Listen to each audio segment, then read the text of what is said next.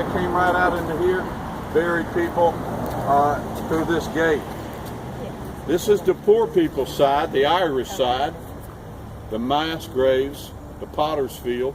Y'all see this spot right in front of us? Y'all look at me so y'all can see where I'm pointing. Right out there, was a grave dug in 1820.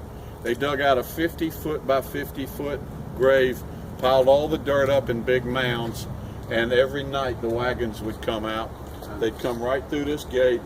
They'd circle around the pit, and the guys that were out here on the graveyard shift, that's where that term got started, were people that buried people in graveyards. They always did it at night.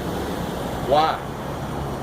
Who wants to see a wagon rolling down your street with about 8 or 9 bodies that are already starting to bloat up, puff up? You don't want to see that in the daytime, do you? You got to live with that. That might be your next door neighbor. That might be your son's girlfriend from down the street. So they did it about 9 o'clock at night to about daylight.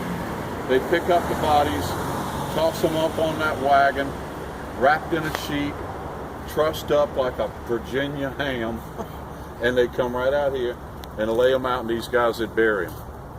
And then the next night they do it again and again and again. These guys were paid to bury the bodies, guard the graveyard, and listen for bells. Why would they need to guard the graveyard? Because they're people who will snatch a body. You say, well, what would they want it for? Jewelry? No. Spells. Although there were people that looted graves, Union soldiers mainly. But the people who were digging bodies up were selling them to medical training. Savannah had 3. Second oldest hospital in America. The building is just been restored.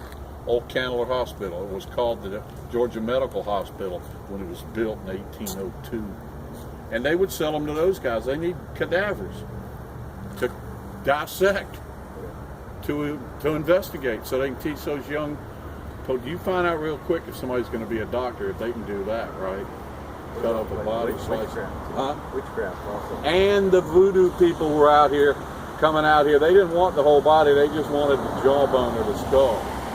Leave the body there. We don't need the body. They want your skull, or your jawbone, or your cervical, everything up around your brain.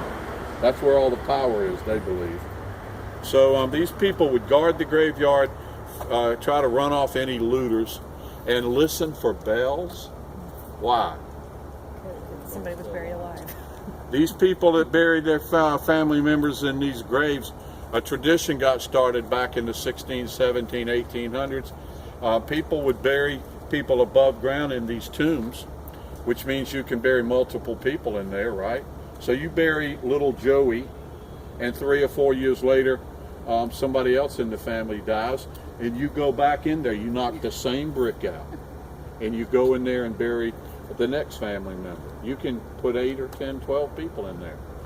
What happens if you go in there and little Joey that you left like this is like this? Or maybe he's down on the floor.